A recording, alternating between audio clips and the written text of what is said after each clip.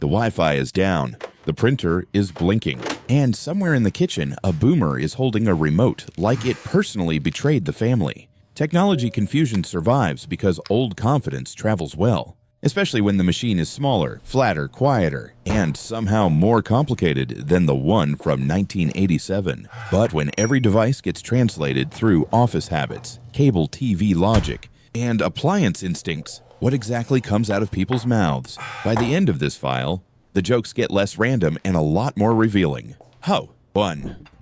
At a family dinner, the smart speaker lights up after hearing half a sentence, and an uncle leans back like he has caught a burglar in the vents. "I don't like that thing listening," he says, then repeats the same complaint louder, directly at the speaker. The room goes quiet for one beat while the cylinder cheerfully answers a question nobody asked. "Aaron says, Sarah, you've been doing no uritis." 2. In the Apple Store pickup line, a father stares at face wine D and mutters, "So, now my phone needs to inspect me before I can use my own property." He says it like he is being frisked by a tiny border agent. Then he squints at the screen, tilts his head too far left, and accidentally unlocks it on the first try. 3. Every Christmas, one relative still calls any tablet the flat computer. And this year he adds, "Don't hand me that. I'll erase the weather." The device is only showing cookie recipes. What makes the sentence land is how protective he sounds, as if meteorology lives one wrong tap away from permanent deletion. 4. Inside a living room full of streaming apps, a woman points at Netflix and asks, "Which channel number is this on?" Nobody laughs right away because half the room once asked the same thing in private. The menu keeps hovering there, smug and silent, while 4 younger people try to explain that channels have become squares.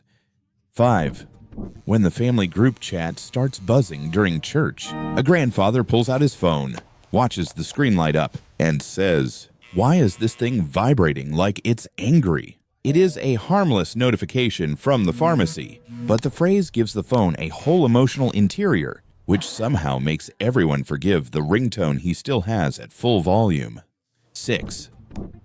In the middle of a Zoom holiday call, a boomer aunt leans close enough to fog the camera and asks, "Can you people see me?" Or, "Am I inside the computer wrong?" The sentence hangs there with real urgency. Then her own face fills the whole screen, enormous and pink and undeniable, while 12 relatives shout yes at once. 7. By the second month of remote work, one office manager still greets every frozen video meeting with, "Can somebody put more internet in here?" like it comes in scoops. The funniest part is that everyone briefly considers the possibility, because the call has already broken twice and the router does look understocked. 8. On a freeway shoulder, a mother drops her phone signal for 10 seconds and says, "The GPS quit because we left the map area." Satellite navigation gets demoted to the same status as a mall directory. Then the blue dot reappears, the route recovers, and nobody has the heart to tell her the sky was doing the heavy lifting. 9. A boomer coworker receives an email with 3 attachments and whispers, "That's too much stuff to send through one line." He says it with the caution of a man watching a hose exceed safe pressure. Then he prints the email, prints the attachments, staples them together, and announces that now it feels organized. 10. At a backyard barbecue, smoke from the grill drifts across the patio just as someone's Bluetooth speaker disconnects. A grandfather taps the speaker and says, "It probably inhaled." Nobody corrects him because the device really did fail at the exact moment the sentence became possible. For 5 seconds, the speaker sits there like a tiny asthmatic cooler. 11. During online banking setup, a retired mechanic hears the phrase two-factor authentication and asks, "Why does my checking account need a probation officer?" Security language always sounds more absurd when spoken by a man who once trusted a glove box envelope full of receipts. Then the code arrives by text, and he treats the phone like it delivered a legal summons. 12. The cloud gets explained in a dentist's waiting room, and a woman nods for 30 seconds before finally saying, "So, my tax forms are just floating around up there with the weather balloons." Nobody can improve on that image. The actual concept of remote servers dies instantly because a brighter, stupider sky-based storage system has already entered the chat. 13. In a Costco electronics aisle, a boomer studies a smartwatch and asks, "Why would I want my wrist telling me bad news sooner?" It is the first truly honest product review in the building. Step counts, heart rates, calendar alerts, all of it collapses under the deeper question of whether modern convenience is just accelerated disappointment. 14. Every time a website demands a password with a symbol, a capital letter, a number, and a sacrifice, somebody says, "At this point, I need a combination lock and a goat." The complaint is not technically correct, but it captures the emotional architecture perfectly. Cybersecurity sounds like ancient magic once it moves past the second punctuation mark. 15. A text message with a thumbs-up reaction lands on a boomer's phone, and he stares at it like the device just got sarcastic. "Why is my screen judging me?" he asks. Digital shorthand fails here because tone travels badly without context. And for one strange second, a tiny icon feels like a real family dispute. 16. In a Best Buy parking lot, a man loading a new router into his trunk asks, "Do I need to break this in gently?" The question has the full logic of a lawnmower, a new pair of boots, and a 1970s truck engine. Networking equipment has never sounded more mechanical, or more likely to need an oil change at 500 miles. 17. Deep in a basement office full of beige machines, a smoking old monitor gets lifted off the desk like a wounded appliance, and a boomer holding a floppy disk blurts, "So the internet is just a series of tubes now." He says it to nobody, and everybody's sweating at the glow of outdated plastic. Around him, two younger coworkers go silent in the special way people do when a sentence is both ancient and somehow brand new. 18. At the pharmacy drive-thru, a woman tries to use Apple Pay through the closed car window and then says, "This thing should be able to sense my intention." Contactless payment dies on the spot. Technology always gets funniest when it is expected to detect not motion, not distance, not signal strength, but pure moral readiness. 19. The family printer jams for the third time, and from the hallway comes the calm diagnosis. It knows I'm in a rush. This is not repair language. This is superstition with a USB cable. Yet nobody in the house can fully reject the theory, because printers have spent 30 years building a strong legal case for malice. 20. A boomer hears the phrase wireless mouse and immediately asks, "Then how does it know where home is?" The little plastic device gets treated like livestock. Underneath the joke is a clean analog instinct. If something moves around a desk without a cord, surely it must possess orientation memory, maybe even a nest. Yes. 21. During a family slideshow, an aunt tries to swipe a television screen with her index finger in it when nothing happens. Says, "This one must not be touch-trained." The sentence lands because it frames consumer electronics as stubborn animals. Smart devices were sold as intuitive, but intuition gets weird once people expect every flat surface to behave like a patient horse. 22. At a restaurant patio, a QR code menu gets placed on the table, and a boomer squints at the black squares before asking, "Is this lunch or am I scanning a bomb?" That is what happens when ordinary dining begins to resemble spy paperwork. Nobody misses paper menus more than the generation asked to unlock soup with a camera. 23. When a phone starts updating right before a school pickup run, a grandfather mutters, "Wonderful. It picked now to go back to college." Software language keeps accidentally humanizing machines, and the machine never deserves it more than when it chooses the worst possible time to reinvent itself for 43 minutes. 24. In a home office, the webcam cover gets slid shut, and a boomer says, "There, now Mark Zuckerberg can mind his own business." The target may be ambitious, but the emotional logic is pure. Modern privacy paranoia loves a visible action, especially one that feels like physically shutting a curtain on the whole internet. So, 25. The first time someone hears about cookies, they look offended on principle. "So, every website is just handing me crumbs and spying at the same time," asks a retired teacher recoiling from her laptop. The terminology did half the comedy before the browser ever loaded. Nobody built trust by naming tracking tools after snacks. The file starts light because the language starts domestic. Remotes, passwords, cookies, menus. But once the machines move into work money medicine and identity, the sentences get even stranger. 26.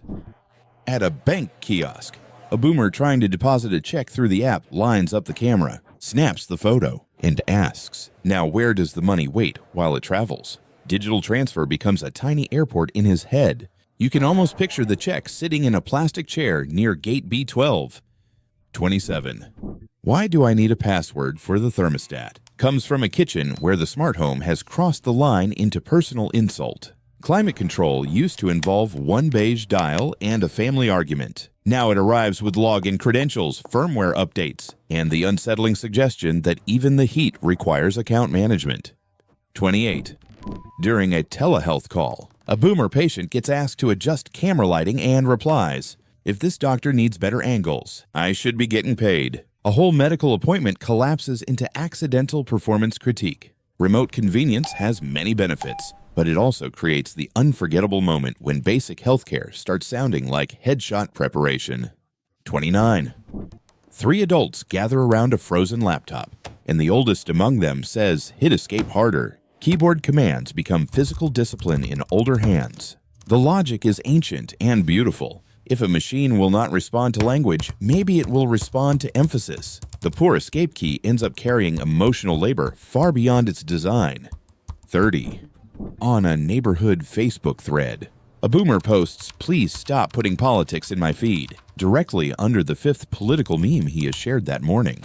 The sentence matters because it reveals a common digital miracle. Some people can no longer recognize their own output once it re-enters the screen wearing other people's comments. 31. Inside an airport charging station area, one traveler peers at all the cables and announces, this place looks like a hospital for phones. The description is perfect, unfortunately. Dozens of weak devices lie tethered in public while their owners hover nearby, with the anxious posture of relatives awaiting updates. 32. When asked to drag and drop a file, a boomer freezes and says, I don't like the violent language. It is the rare complaint that is both absurd and slightly fair. Computer vocabulary often sounds like a warehouse accident described by somebody who has never met a filing cabinet. 33. The office starts using Slack, and a senior employee reads the name out loud before asking, so we replaced meetings with loafing. Branding does not survive contact with literal ears. Then the first message thread fills with thumbs-up reactions, unanswered questions, and a file nobody can find, which does not help the case. 34. A neighborhood dad learns that his phone tracks screen time and says, I don't need my own pocket tattling on me. The line gets laughs because it frames self-monitoring as treason. Modern devices promise insight, but to people raised on deniability, a report card from your own battery-powered rectangle feels obscene. 35. At a family reunion, someone suggests using AirDrop for photos, and a boomer replies, I'm not throwing anything through the air unless I can duck. Wireless sharing hits the mind like wartime logistics. The brighter the feature name, the more vividly it can fail once literal imagination takes over. 36. In a doctor's lobby, the patient portal password reset screen appears for the 4th time, and a woman mutters, if I remembered all this, I wouldn't need the appointment. Memory-based security meets the actual reason many people avoid portals in the first place. By the end, the receptionist becomes the unofficial therapist for defeated login attempts. 37. Ria. Every tax season, one boomer still asks whether e-signing forms means the government can tell. If I was annoyed while clicking, digital signatures sound emotionally invasive when paired with paperwork. The truth is duller than the fear, which is exactly why the fear keeps winning in conversation. 38. A rideshare app shows surge pricing, and a man studies the number before saying, so the car got greedy. Algorithms become mood swings once cost changes in real time. Nobody wants a math system deciding that rain traffic, and concert exits are the perfect moment to develop ambition. 39. During the laptop setup, the prompt asks whether to enable cookies, location services, and personalized recommendations. The boomer reading it says, this is less a computer and more a very nosy waiter. That is the right category error. Plenty of modern software no longer feels like a tool. It feels like service staff with boundary issues. 40. A new phone with no home button gets handed across the dinner table, and an aunt asks, where am I supposed to go when I'm done? It is one of those questions younger users stopped hearing in their own heads years ago. But without a visible escape hatch, The whole interface suddenly sounds existential. 41. Near the copier, a boomer says, I emailed it to myself so the printer would respect it more. There is no mechanical basis for the theory, which is exactly why it survives. Office technology has created a whole folklore of ceremonial extra steps that feel ridiculous and also somehow work just often enough to spread. 42.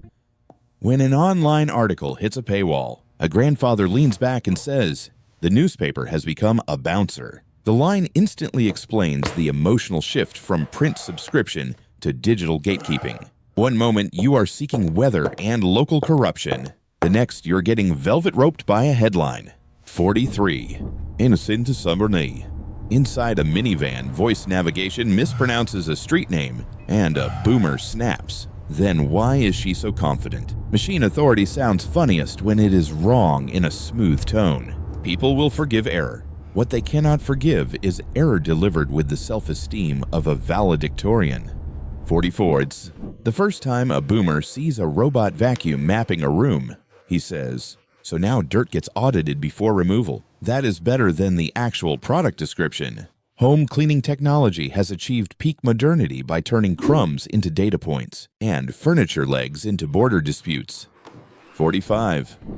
Can the laptop catch a cold from public Wi-Fi? A woman asks in a hotel lobby, clutching her computer bag like a pediatric parent. Cybersecurity gets filtered through germ theory all the time because contamination is a more intuitive model than network compromise. It is wrong, but it is wonderfully wrong in a useful shape. 46. At a baseball game, a boomer tries to use voice to text in the middle of crowd noise and, after the phone produces gibberish, says, this thing has no ear for context. The complaint sounds literary, which makes the nonsense transcription beside it even funnier. Technology has rarely looked more like a lazy intern. 47. During a video call, a grandfather keeps turning his tablet sideways and says, you people keep sliding out of frame like a badly hung painting. That is the exact visual experience, and nobody has ever described rotating orientation more honestly. Every generation invents new frustrations. Only some get to explain them with antique home decor. 48. At the electronics recycling bin, a boomer drops in an ancient phone and says, that thing knew too much. E-waste suddenly becomes witness disposal. The joke works because people really do project memory, loyalty, and silent judgment onto devices that have lived in their pockets longer than some friendships. 49. When a streaming service asks, are you still watching? A boomer looks at the television and says, mind your business. The message was meant as a convenience check. Instead, it reads like surveillance with attitude. Modern platforms are weirdly good at making leisure feel like accountability. 50. In the middle of setting up multi-factor authentication for an online grocery account, a retired salesman says, I just want bananas, not witness protection. That is the most efficient summary of contemporary digital life on record. Even the simple act of buying produce now arrives with codes, alerts, and the emotional architecture of a federal sting. The pattern is getting harder to miss. The smoking monitor, the suspicious cookies, the thermostat with a password, the airport phone hospital, the banana-level security clearance. The second half is where the jokes stop sounding like isolated confusion and start sounding like a full translation problem between one century's instincts and another century's machines. What changes next is not the comedy, it is the scale. Once technology starts handling identity records, money memory, and trust, the funniest sentences begin revealing what people still think a machine is for. 51. In a suburban kitchen, a boomer hears about digital wallets and says, if my money lives in my phone, what happens when I drop it in soup? The problem is ridiculous, specific, and weirdly practical. Financial technology always sounds less magical once it gets tested against chowder handbags and real human clumsiness. 52.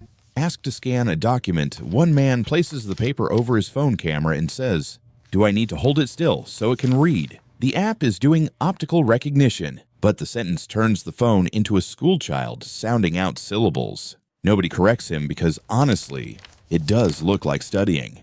53. Yes, why do I need updates on a refrigerator? Comes from a showroom where the appliance now has a screen bigger then the first television in the house. The sentence lands because the product itself is already halfway to parody. Somewhere along the line, keeping milk cold became insufficiently disruptive. 54. SAU at a cybersecurity training seminar. A boomer watches a phishing example and says, "So, spam has a college degree now." It is a strong line because the emails really have improved. Fraud used to arrive wearing obvious nonsense. Now it shows up in polished fonts with calm punctuation and a fake invoice number 8. 55. During family tech support, a mother asks, "Can you rewind a text?" She means unsend it, retract it spiritually, take it back. But the language reaches for tape for ribbon for something that once moved physically in both directions. Digital regret is funny because the old verbs were built for machinery, not shame. 56. On a cruise ship, a boomer hears the term Bluetooth and says, "That sounds less like technology and more like a dental emergency." Branding loses all credibility under literal scrutiny. Then the earbuds connect successfully, which only makes the ridiculous name seem more arrogant. 57. The first time a smart TV suggests shows based on viewing history. A retired couple exchange looks, and one of them says, "So now the television has opinions about us." Recommendation engines are just pattern math, but pattern math becomes unnerving once it starts accurately guessing your taste in detective series and baking competitions. 58. Near the church office copier, a boomer complains, "Every password I make now sounds like a hostage note." That is the right genre. Capital letters, symbols stray, numbers 1 desperate exclamation point. Security culture has turned ordinary adults into people who communicate with banks in the language of panicked ransom demands. 59. At a hardware store, self-checkout, a man scans a leaf blower twice by accident and says, "The machine is upselling me by force." Retail automation always gets interpreted as intention when it malfunctions in ways that cost money. Nothing converts a shopper into a philosopher faster than a barcode with attitude. 60. When a relative explains that deleted photos may still be recoverable, a boomer lowers his voice and asks, "Then is the trash can a lie?" The answer is not quite yes, but emotionally yes. Modern interfaces borrow the comforting look of old objects, then quietly strip them of all the old object's moral certainty. 61. In a dentist's office online, forms ask for emergency contacts, medications, insurance numbers, and consent signatures before the appointment even begins. A boomer stares at the screen and says, "I came for teeth, not a citizenship test." Digital intake has a special talent for making ordinary errands feel like border processing. 62. Can I get a virus from clicking too respectfully? Asks a man who has just been warned not to open suspicious attachments. The sentence is beautiful because it implies malware responds to etiquette. It also reveals the underlying confusion of modern safety advice. Everything feels both invisible and somehow personal. 63.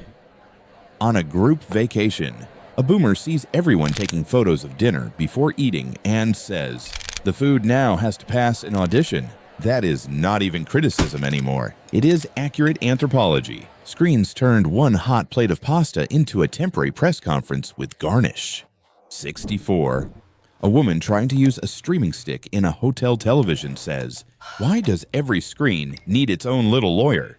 She means adapter dongle terms, screen input change, all of it. Consumer electronics have achieved a remarkable feat, making entertainment feel like contract negotiation before the movie even starts. 65. I don't trust a car that updates while parked, says a boomer reading about software patches for electric vehicles. And honestly, that sentence carries real emotional weight. For a generation raised on visible repairs and hood-open honesty, invisible improvements feel suspiciously close to secret personality changes. 66. During a genealogy app demo, a boomer looks at the DNA map and says, "Wonderful, now my phone is doing family gossip with science." That line lands because modern technology often packages ancient human curiosity inside glossy interfaces and pie charts. The software looks futuristic. The emotional use case is still nosy cousins at Thanksgiving. 67. At an office retirement party, someone explains that old files were backed up automatically for years. And the retiree says, So this building has been remembering me without my permission. Backup systems rarely get described in such haunted terms. Yet beneath the joke sits a very modern discomfort about permanence disguised as convenience. 68. When a boomer learns that location history can reconstruct previous trips, he says my own phone has turned state's witness. Data retention becomes courtroom drama, because courtroom drama is easier to picture than cloud synchronization. The line gets bigger laughs because nobody in the room entirely trusts their map timeline either. 69. In a backyard shed, a father using YouTube to fix a mower pauses the video and says, "I miss when bad advice had to be local." That is one of the sharper lines in the file. Technology did not invent nonsense. It simply industrialized distribution, added autoplay, and put it under a tutorial thumbnail. 70. The family calendar app starts sending birthday reminders, and a boomer sighs. Now even forgetting people requires technology. What should be helpful becomes proof of moral outsourcing. Digital life often feels funniest right where convenience overlaps with guilt. 71. At a pharmacy counter, the clerk asks whether he wants digital receipts, and a boomer says no. "I need proof I existed in this transaction." Paper gets elevated from documentation to metaphysical evidence. The machine can email the receipt in 1 second, but the hand still wants a strip of warm certainty. 72. When a grandchild demonstrates AI image generation, a boomer watches a fake pope in a puffer jacket appear on screen and says, "So the computer has started lying recreationally." That is a cleaner definition than most product launches manage. Synthetic media becomes instantly understandable once it is framed as casual dishonesty with lighting effects. 73. In a Home Depot aisle, a smart doorbell box promises alerts, motion sensing, package recognition, and app control. A boomer reads the features and says, "So now even the front porch has anxiety." Connected devices keep sounding less like tools and more like family members who check the blinds too often. Year 74. Trying to bookmark a recipe page, one aunt asks, "Where does it go when I save it?" The question sounds innocent until everyone realizes the answer involves accounts, sync settings, browser memory, and a little icon nobody fully trusts. Saving things used to mean putting them somewhere. Now it means hoping menus remember you later. 75. A boomer faced with a CAPTCHA showing blurry crosswalks mutters, "I did not agree to become unpaid traffic infrastructure." It is hard to top the moral clarity of that complaint. Modern systems are full of tiny labor requests disguised as verification, and older users hear the insult in them instantly. By now, the jokes are not really about incompetence. They are about translation consent, hidden labor, and the strange demand that ordinary people keep relearning the same world every 18 months. 76. During online appointment booking, a boomer reaches the final confirmation screen and says, "If this page disappears, I no longer believe in the appointment." Digital systems may trust visual in a very fragile way. One missing confirmation email and the entire future starts to feel legally hypothetical. 77. The first time a phone asks to pair with a rental car, a woman says, "I barely know this vehicle." A useful feature gets processed as social overreach. Technology keeps borrowing human language for quick setup, then acting surprised when actual humans hear intimacy where engineers meant convenience. 78. At a chain hotel breakfast, a boomer sees children watching cartoons on tablets while eating pancakes and says, "These kids now travel with personal televisions like oil barons." The line is funny because it compresses wealth, portability, and cultural decline into one plate of scrambled eggs. Also, nobody at the table can really argue, and it's 79. Why does every website need me to prove I'm not a robot? When none of them can prove they're useful, comes from a laptop user who has just failed 2 CAPTCHAs in a row. That is not just irritation, it is a full citizen complaint against the bureaucracy of modern access. 80. A boomer learns that photos are sorted by faces automatically and whispers, so the album has become a witness lineup. Search technology sounds darkest when it works impressively well. The convenience is real. So is the unease of discovering your vacation library has quietly learned who everybody is. 81.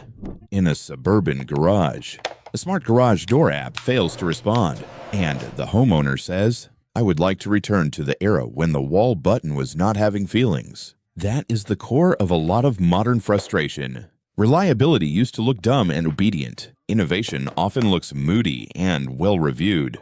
82. During a family tech lesson, a boomer gets told that browser tabs are slowing down the laptop and replies, "Then why do they let me open all of them?" Software design meets human impulse in one doomed sentence. The machine quietly permits behavior the machine later resents, which is a very modern kind of relationship, so 83. At a public library help desk, a woman trying to upload a PDF says, "This website wants a document in a shape I cannot emotionally provide." The wording is ridiculous, but the experience is universal. Digital forms often pretend to be flexible while demanding one exact file size, name format, and mood. 84. When a man hears that some customer service lines now use chatbots before humans, he says, "So first, I have to disappoint the machine before I'm allowed to disappoint the company." That is stronger than most consumer rights campaigns. Automation did not remove frustration. It simply added a polite synthetic foyer in front of it. 85. At a backyard cookout, a boomer watching teens airdrop memes across picnic tables says, "They are passing jokes around like digital casseroles." The phrase lands because it gives meme culture a church basement texture. New behavior keeps getting sorted into old containers, and that mismatch is where half the humor lives.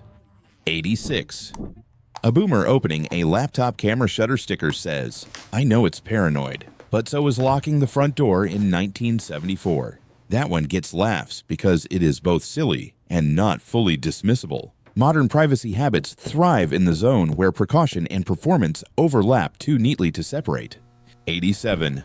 Inside a phone store, a man hears that his old charger no longer fits the new model and says, "So progress is one long revenge campaign against my drawer." Accessory ecosystems never sound more honest than when framed as domestic retaliation. Somewhere in America, tangled cables are aging into a private museum of betrayal. Isolde.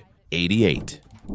Ask to store passkeys instead of passwords. A boomer squints and says, "So, now the invisible key to my invisible house lives in another invisible house." Security design has officially crossed into abstract architecture. At some point, the only way to describe digital protection is with metaphors that sound like a nervous children's book. 89.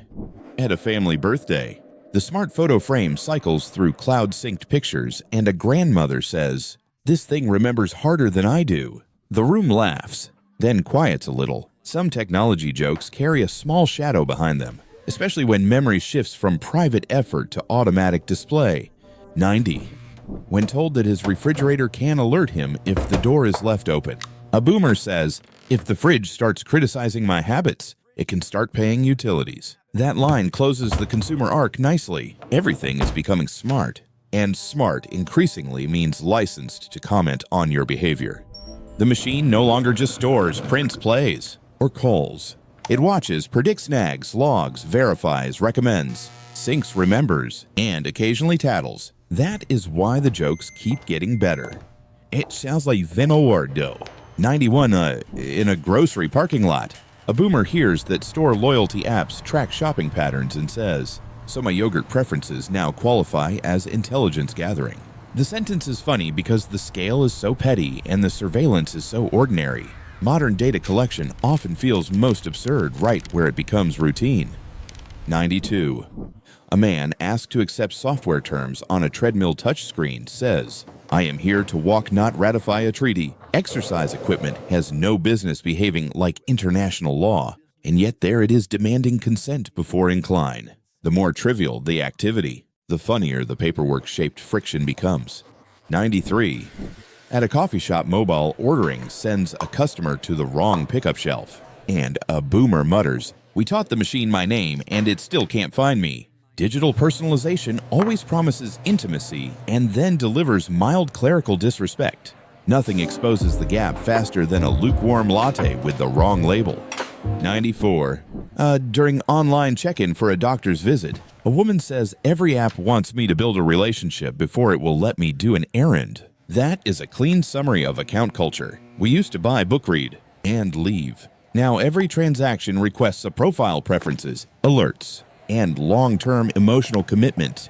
95. A boomer sees a child ask a smart speaker for the weather and says, "Great, now even curiosity has a butler." The line sounds old-fashioned in exactly the right way. Technology did not just make information faster, it made effort optional, which is why older people hear luxury where younger people hear normal. 96. In the living room. A streaming service autoplays the next episode, and a grandfather says, "The television now assumes weakness." That is not just funny. It is correct in a way product designers would prefer, remain unphrased. Plenty of modern convenience is simply temptation with better branding and a progress bar. 97. A boomer being asked to verify his identity with a selfie says, "So, the bank wants a portrait before it trusts me with my own money." Financial security becomes accidental aristocracy. The joke lands because facial verification feels both advanced and faintly ridiculous, like opening a checking account at Versailles. 98. At the county clerk's office, online forms crash after 20 minutes of data entry, and a woman says government websites always feel one sigh away from collapse. That line survives because it names a whole genre of digital disappointment. Institutions rarely fail in exciting ways. They fail in beige, exhausting, browser-compatible ways. 99. Hearing that deleted posts may live forever in screenshots, archives, and backups. A boomer says, "So the internet forgives nothing and forgets nothing, but still can't load a recipe without 12 ads." That is the contradiction in one sentence. The system can preserve every foolish remark, but still cannot deliver meatloaf instructions cleanly. 100. When told that AI might answer emails, summarize meetings, write shopping lists, and schedule reminders, a boomer leans back and says, "So we built a machine to do our office voice while we sit there aging." The joke works because it is not just confusion anymore. It is a genuine question about what convenience is supposed to free us for. 101. Late at night, a phone lights up with a weekly screen time report, a password reset email, 2 package alerts, 1 subscription warning, and a memory slideshow from 3 years ago. Looking at the pile, a boomer says, "This thing is less a tool and more a very organized relative." That is where the whole case file ends. Not with one bad gadget joke, but with a world of machines that increasingly behave like people, and people responding by talking back. Somewhere tonight, a refrigerator is reporting, a television is recommending, a bank app is requesting a face, and a grandfather is still asking whether any of this was supposed to make life simpler. That is probably why the funniest boomer lines about technology keep landing. They treat modern systems with the exact amount of suspicion literalism and accidental honesty those systems often deserve. What is the funniest thing you have ever heard someone say about a phone app, computer, or the internet? Subscribe if you want another file opened.